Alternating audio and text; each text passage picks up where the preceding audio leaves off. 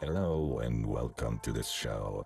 Today we have a video from Think Before You Sleep, and it's about the problem we have in our today's society, obesity.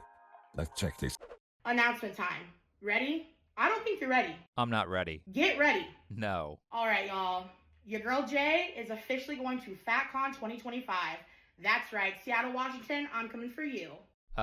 Okay. Who are you? I like the added touch of her not being able to set down the 200-calorie drink to tell people that she's going to an obesity convention.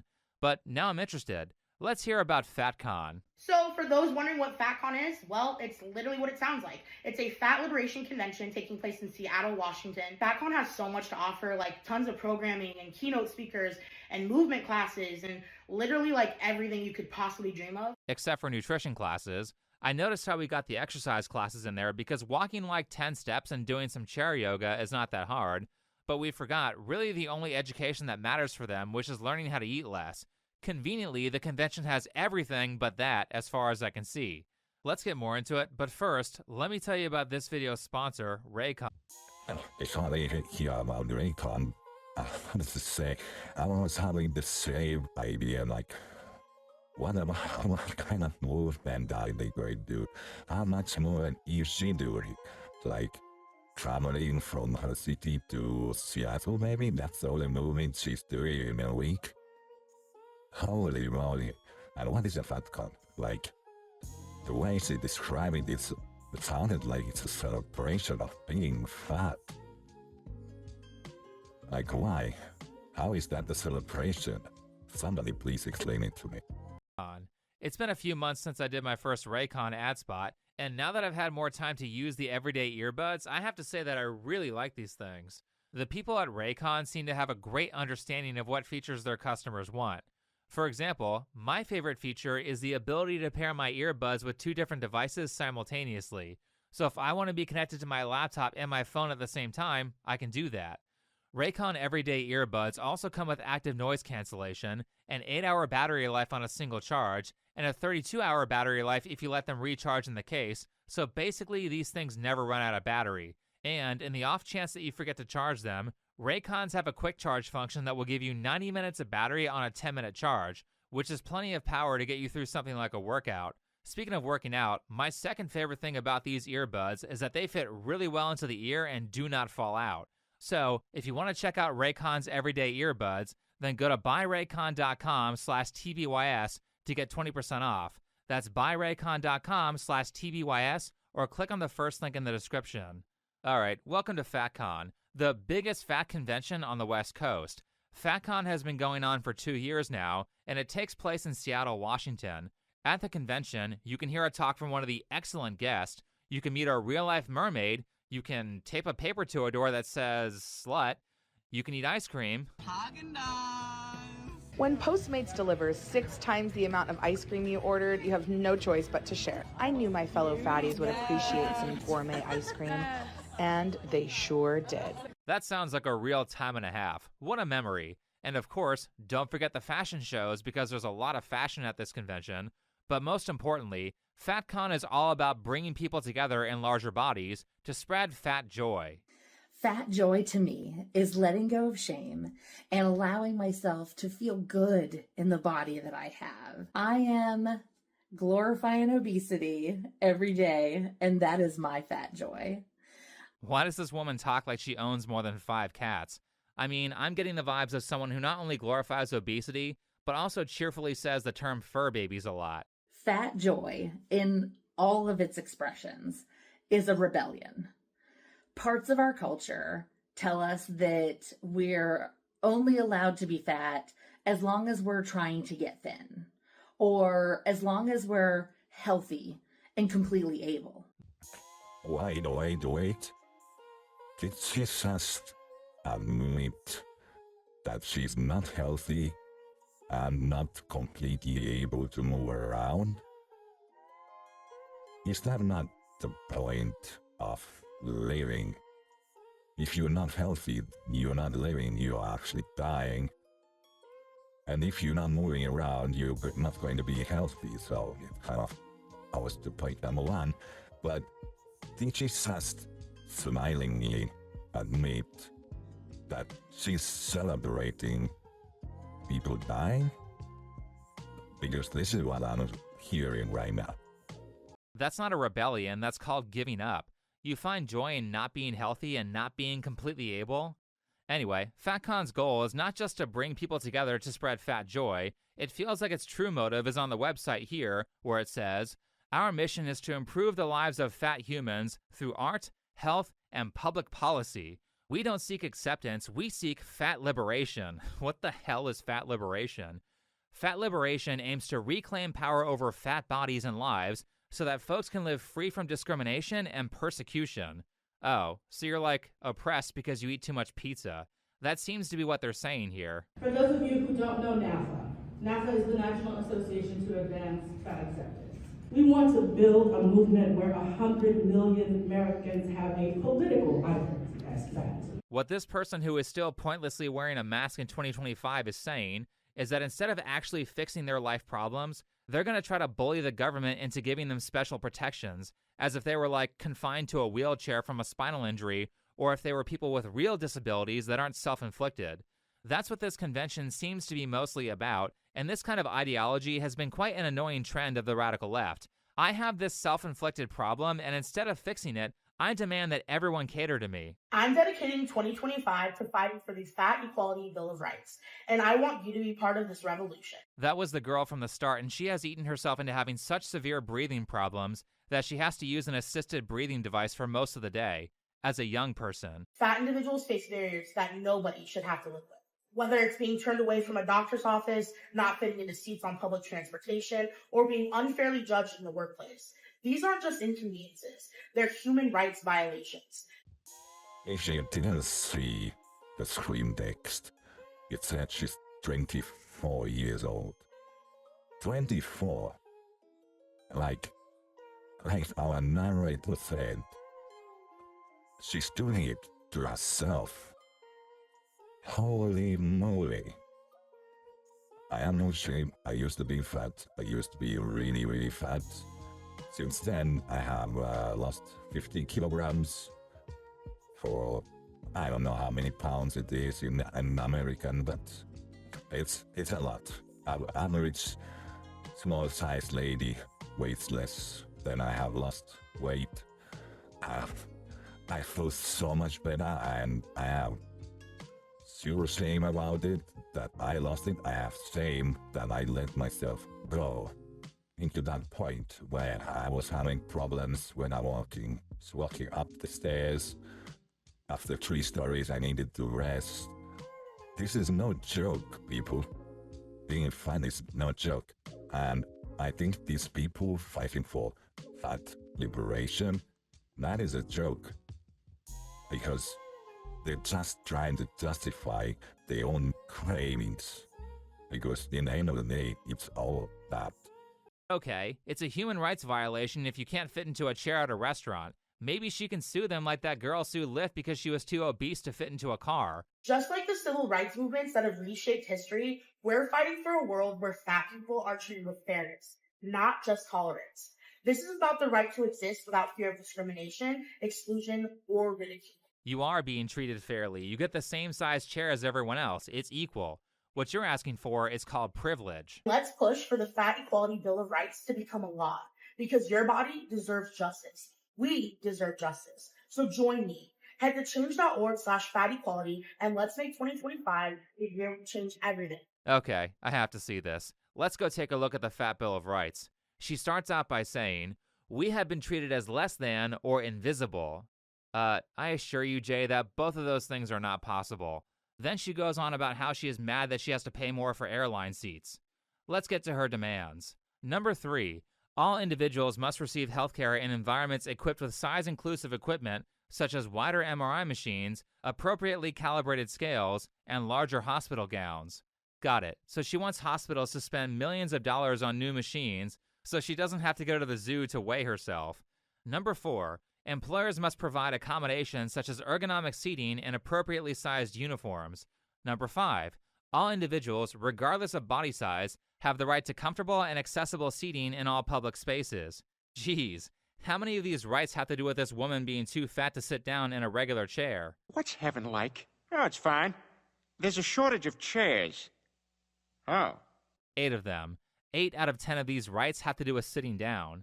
You can't make this shit up. This actually seems to be a strong concern from the body positivity movement, as multiple people involved with FatCon have expressed their concern about being too big to sit down. What does fat joy mean to me?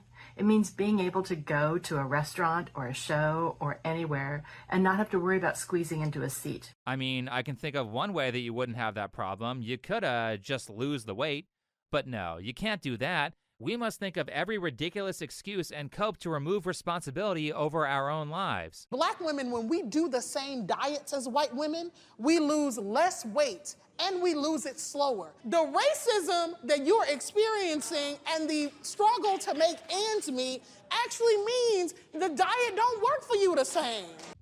I should say that diets are racist, that food is racist, that food affects black people different. Oh my god, what are you talking about? That means I'm black guy too, right? And in that definition, because food affects me differently than normal people, I gain so much faster than everybody else. My food doesn't dissolve as fast as normal people, and that I have to take effect to it and change my diet accordingly. If your diet consists of only 10 McDonald's per day, that's not a diet. Just giving you this here. But how is that possible? How far are you willing to go to shift the accountability? How far? Interesting to see. It's only women speaking right now, but I have a feeling there's some men coming up soon. Right, I'm sure that's how the science works.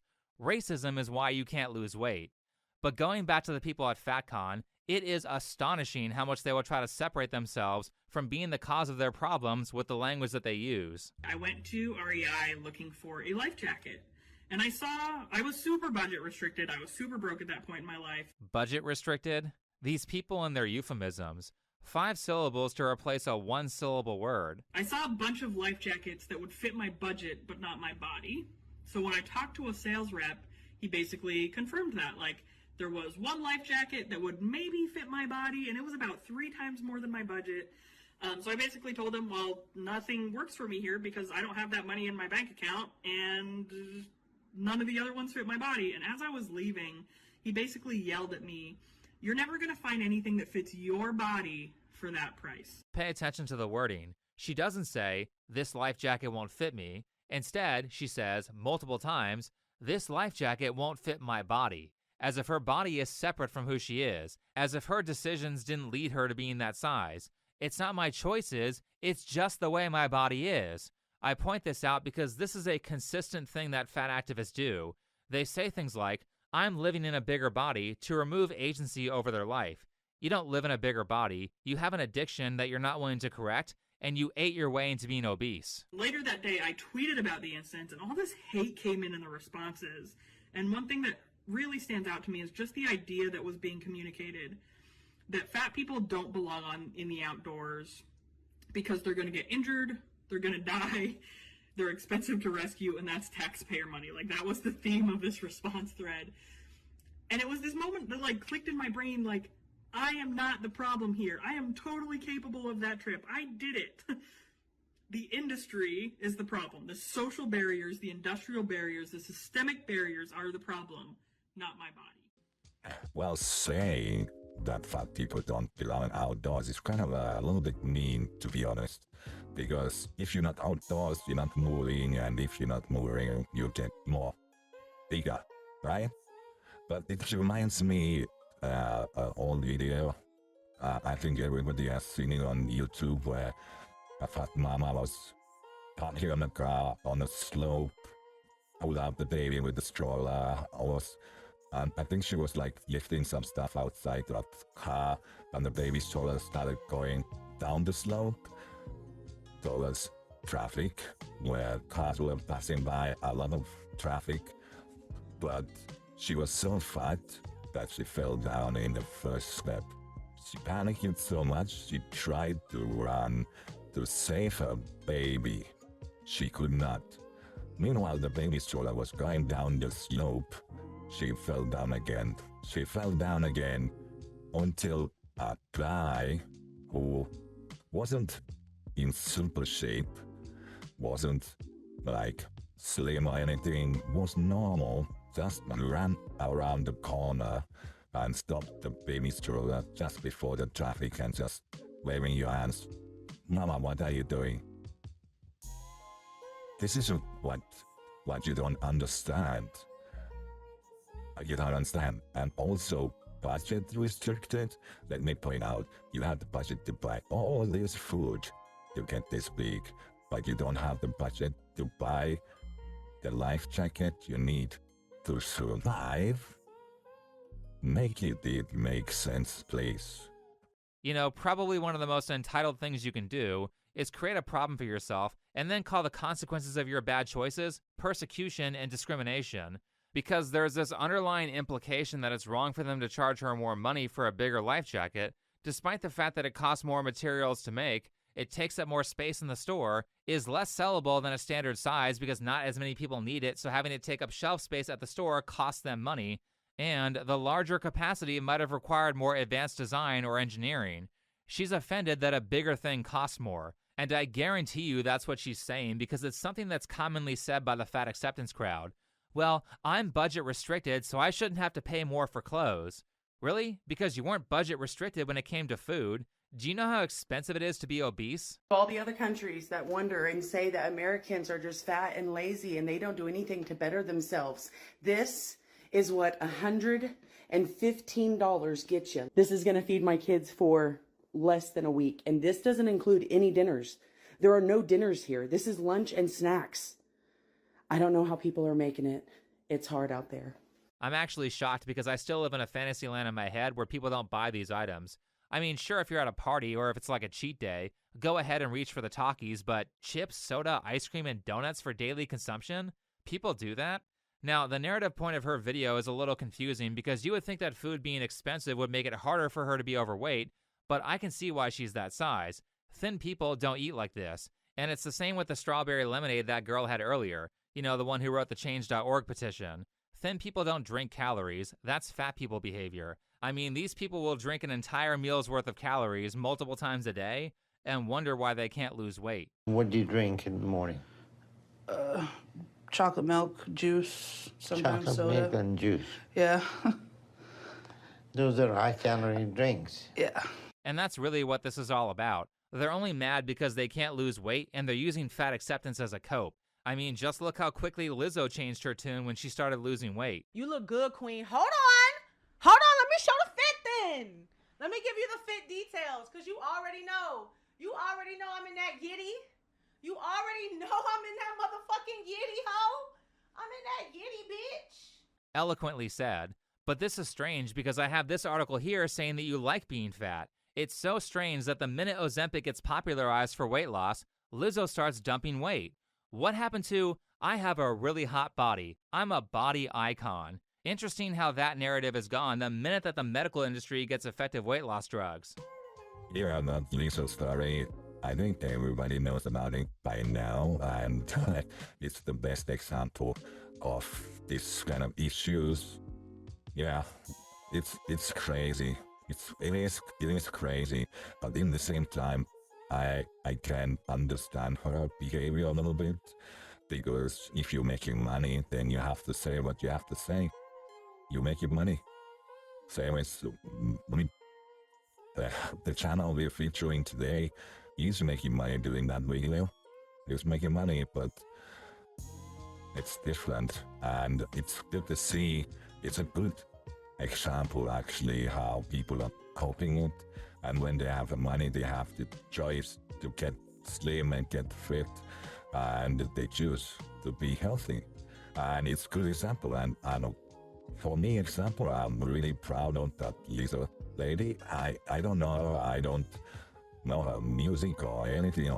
I'm not even sure what she's doing, but I'm really proud of people who take the journey, because I have done it already, as I said earlier, and it's really difficult. Like, starting the journey is easy, maintaining is hard, keeping is super difficult. It is difficult because you still have the same cravings, you still have the same stress eating, what you want to do, and the stress is still out there in the world. The moment you exit your door, stress slams you with a hammer. It's life, but you have to deal with it, and it's super hard. And I always support people who are doing it, and it is difficult. Ozempic and the body condition of most of the people at the Golden Globes shows that the fat acceptance movement was all a scam. The moment that you had an easy route out of being overweight, body positivity went out of the window. That's so true, because they're such hypocrites. They're such pieces of shit. Now, the ones who are not trying to manage their weight are becoming so radical that they are now just saying the quiet part out loud. For context, this image is censored because she's naked, which probably violates Instagram's community guidelines. But anyway, the post says, if you think body positivity is all about helping thin folks, find another opportunity to celebrate their bodies. Thank you for admitting to that. I mean, we all pretty much expected that body positivity had nothing to do with people who have real problems, like a missing limb or a horrible skin condition. Contrary to what the media has been gaslighting us about for years, it's always been about obese people. And probably one of the more disturbing parts of FatCon is this here. Welcome to day one of FatCon 2025. We're so excited to have so many amazing guest speakers, keynote speakers, workshops, panels, you name it, from fat liberation parenting. What exactly is fat liberation parenting? Are you telling kids that it's okay to be obese? Well, let's just go to the website. Here we can see a picture of two whales, which, considering the context, was probably not the best choice for a stock image. But the description says that fat liberation is a practice. It's raising resilient kids in a fat-phobic world. It's fighting anti-fat bias and oppression. And how exactly are you doing that? Again, are you telling kids that it's okay to be obese? Because that seems to be the general narrative of FatCon. Lower down it says, fat phobia and diet culture bombards parents with the harmful message that the worst outcome for ourselves and our kids is to be fat. Then next to it is a picture of a child who's thin. Again, who's picking these stock images? I thought we were trying to get rid of weight stigma. Last, it says that weight isn't connected to health, and it's suggesting that doctors' recommendations about obesity are wrong. So they are saying that childhood obesity is okay. Yet again, radical leftists feel no problem thrusting their harmful ideology onto children. Stuff like this is why people on the moderate left who don't have insane and unscientific beliefs are fleeing the party. Anyway, the founder of Fat Liberation Parenting goes on to describe herself as mid-fat when she really means obese. But more importantly, the big problem that I have with the stuff around children is that if you don't teach children healthy habits when they're young, then the odds of them becoming morbidly obese adults skyrockets. And I bring this up because recently I've been binging My 600-Pound Life, and if you watch that show, then right away it becomes very apparent that the weight is a huge problem in the lives of the people who are on that show, as most of them can't walk more than a few steps. Once you stand up, you feel all the weight on your legs. I am very terrified of falling. I have gotten to where I use an office chair in the house in order to be able to maneuver where I need to go. Imagine having to sit down in a chair just to go the distance of about 5 or 10 steps to leave your bedroom. It gets worse. The amount she struggles just to sit down in a car is ridiculous. There you go.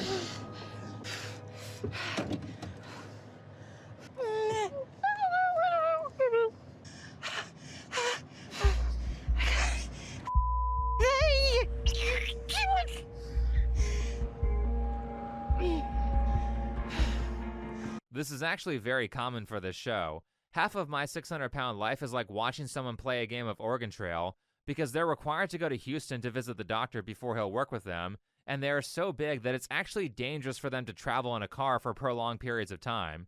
And in this particular episode, their car broke down and they got stuck out in the middle of the freeway in super hot weather. But that's not even the worst part. The worst part comes from the first few minutes of the episode, where Delana struggles to walk from a car to the front door. 1, 2, 3. My shoes. I knew that was gonna happen. Can you crawl? No, my knees hurt. Green County 911. We need an ambulance. My daughter has fallen and we can't get her up. 1, 2, 3. Damn it, 2 more steps. Ow! Ow! It hurts. Oh my God, my knee. She couldn't do it. Not only could she not walk up the stairs, not only did she have to call 911 to get back up after she fell, but they also had to destroy her porch and get 6 different people to lift her back up into the house. So when you don't correct children's eating habits and you tell them that it's healthy to be fat, you are putting them at a much higher risk of living this lifestyle when they get older. Fortunately, Delana was one of the good episodes, and by the end of the show, she lost a pretty significant amount of weight and got her mobility back.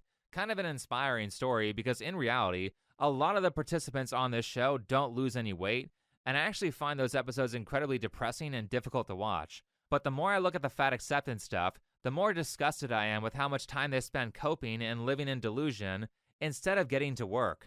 I do want to jump in that section because I watched this show and yeah, there's some good episodes like our narrator said, and those good episodes are really motivational. Even people like me and probably millions of others, because the struggle is real. Like, okay, I was not that fat, let's be honest. I was not that big and never had this kind of problems. But watching this, when your problem is walking up 3 steps of stairs, and they have to dismantle your porch, and 6 people after you lift you in, you know. But what I want to say, like people who are saying being fat is bad, I don't think they're fat phobic. We are unhealthy phobic, you know. We are deathphobic. We want people to live longer and healthy lives, enjoy life, because life has so much to offer. There are so many good things in life, even when you can just go walk, a tiny hike in the local park, in the local forest, in the mountains. It's so much refreshing, and I love it. I love to do that. But if you're like that, no way, you can do it. I'm a fat athlete, and despite 15 years of experience and being a certified personal trainer, whenever I walk into a fitness space, everyone assumes I'm a beginner. Who needs an obese personal trainer? Like 90% of the people who hire a trainer are doing so to lose weight, and the reason they think that you're a beginner is because you look like the before photo on someone's fitness journey. Also, I found her Instagram, and not only does she have basically no examples of her workout performance, but the one time she did post a workout, you can read the description and see that she clearly has no idea how to make a person fit. Using 1-pound dumbbells and changing the exercises every workout is exactly how a beginner would teach fitness. But as for actually losing the weight and making the change, sure, I can go over a ton of different strategies to make that easier, and I have done that in many videos because fitness and weight loss are a specialty of mine, but the most important thing for any change is to stop making excuses and just get out there and do it. Plenty of people love to spend months to years consuming self-help content, followed by never making a change. Sure, having lots of background knowledge is great, but the most important part of self-improvement is that you actually start implementing the new things that you've learned as soon as possible. I like to think of it this way. If you want things to get better, then at some point you're going to have to bite the bullet and get to work. So why not just do that now? Stop waiting. If you need to jump into a cold pool of water, waiting 20 minutes doesn't make it any warmer. The only thing that works is jumping in and dealing with the discomfort. So why prolong that? Just get it over with. In fact, the longer you wait, the more anxiety will build, which will make it less likely that you'll make a change. So just get out there and do it. Wow, this video was really, really amazing. If you look at it, it's the end of the video. What the hell is a fat athlete? What the hell is a fat athlete? Please somebody explain it to me. How is that possible? Holy. I know there's video games where there are some people who are fat, but even in video games, like you see the professionals who go in tournaments and stuff, they're all slim. Even in video game athletes, they're slim.